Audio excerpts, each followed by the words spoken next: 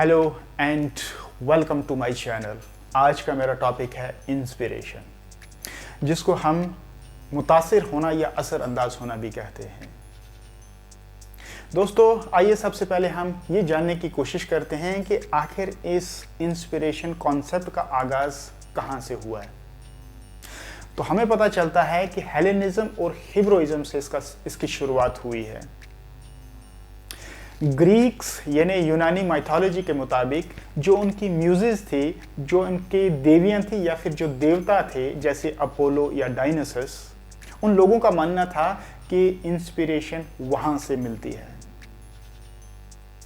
Christianity के अंदर inspiration को एक पाक रूह का तोहफा माना गया है। सेंट पॉल के मुताबिक जितने भी स्क्रिप्चर्स आए हैं, जितने भी सहीफे आए हैं, वो सारे के सारे डिवाइन इंस्पिरेशन से आए हैं। हिब्रू शायरी को भी एक डिवाइन इंस्पिरेशन माना गया है। तो यहां से हमें पता चलता है कि इंस्पिरेशन का जो कॉन्सेप्ट है वो एक तवील वक्त से चला आ रहा है। तो अब सवाल ये पैदा होता है कि व्हाट इज इंस्पिरेशन।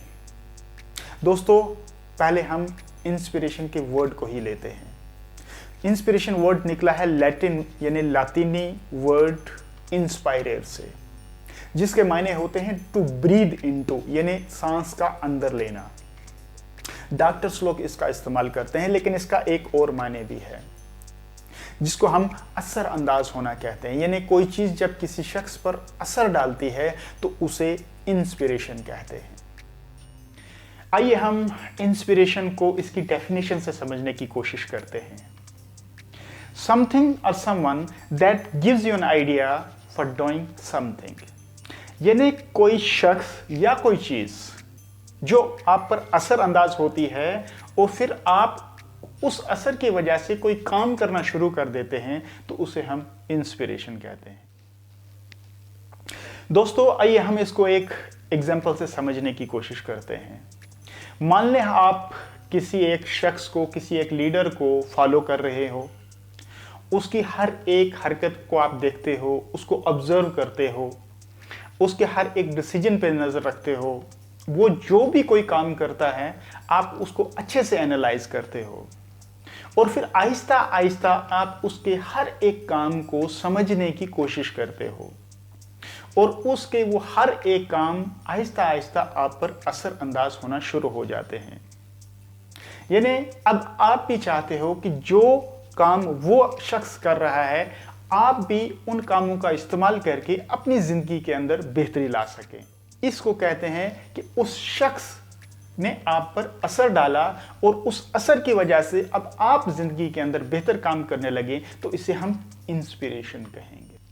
दोस्तों, आइए हम आप जानते हैं कि साइकोलॉजी इसके बारे में क्या कहती है। दोस्तों, यहां पर दो साइकोलॉजिस्ट, थॉड ट्रैश और Andrew Elliot, university of Rochester, इन्होंने एक स्टडी करी। दोस्तों, इन्होंने 3 चीजें इंस्पिरेशन के बारे में बताई।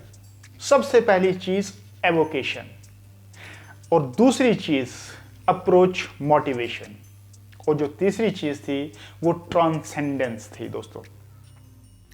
दोस्तों, एवोकेशन का मतलब है कि एक इंसान के अंदर इंस्पिरेशन अचानक से फूट के आना, यानी एक किस्म की स्पार्क पैदा होना जिसकी वजह से इंसान इंस्पायर हो जाता है।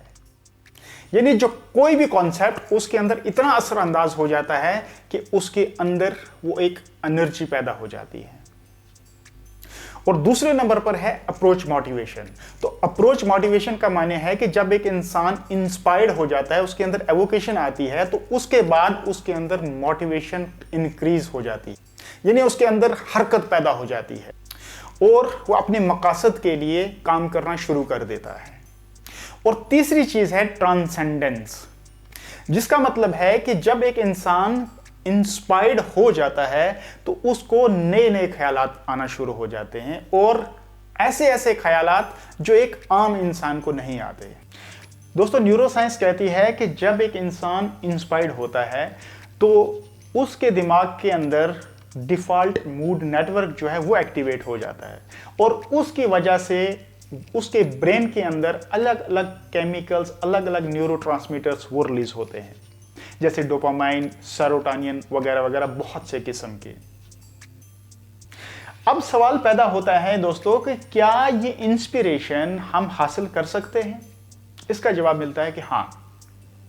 इसी स्टडी के अंदर टॉड ट्रैश, एंड्रू एलियट बताते हैं कि अगर हम अपने दिमाग को खुला रखें और जो काम हम कर रहे हैं अगर उसके ऊपर फोकस्ड रहें और उन चीज़ों को ऑब्जर्व करते रहें, तो एक दिन आएगा कि अचानक आपके दिमाग में एवोकेशन होगी, यानी आपके दिमाग में अचानक से इंस्पिरेशन आ जाएगी और फिर आप अपनी जिंदगी के अंदर बेहतर बेहतर काम कर पाओगे।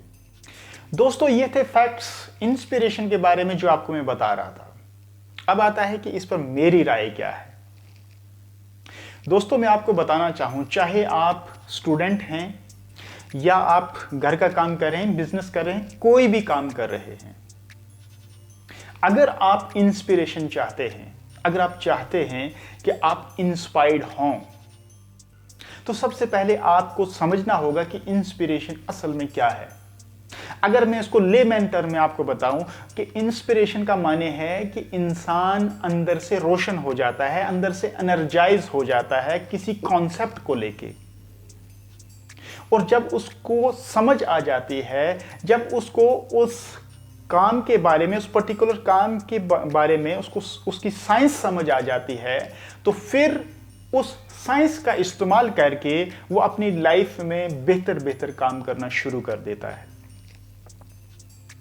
दोस्तों, अगर आप भी चाहते हो कि आपको भी इंस्पिरेशन मिले, तो दोस्तों अपने काम जो भी आप कर रहे हो, चाहे आप स्टडी कर रहे हो, चाहे आप कोई बुक पढ़ रहे हो, चाहे घर का काम कर रहे हो, आप बिजनेस कर रहे हो, तो उस पर फोकस्ड रहें, उसके पीछे की उसको एनालाइज करें, उसको समझने की कोशिश करें। तो दोस्तों, ये आपके साथ ऐसा होगा कि एक दिन आएगा आपको उस पूरे कॉन्सेप्ट की समझ आ जाएगी। दोस्तों, आइए अब हम समझते हैं कि इंस्पिरेशन और मोटिवेशन में क्या डिफरेंस है। मोटिवेशन एक नीड बेस्ड है, यानी हमें कोई ज़रूरत होती है तो हम उस पर हरकत में आ जाते हैं और हम उस नीड को पूरा करने की कोशिश करते हैं, तो उसे हम मोटिवेशन कहते हैं। दोस्तों, मैंने ऑलरेडी इस पर एक वीडियो बनाई है कि आप आई बटन को प्रेस करके इस वीडियो को देख सकते हो। और जो इंस्पिरेशन है, इंस्पिरेशन होता है कि किसी कॉन्सेप्ट से मुतासिर होके, यानी किसी इंसान से, किसी चीज से असर अंदाज होके कोई काम करना, उसे हम इंस्पिरेशन कहते हैं। दोस्तों, आपको मेरा ये टॉपिक कैसा लगा आप कमेंट में जरूर लिखिएगा। मेरे चैनल को लाइक एंड सब्सक्राइब करना मत भूलिएगा। एक न्यू टॉपिक के साथ फिर हाजिर होऊंगा, तब तक के लिए गुड बाय।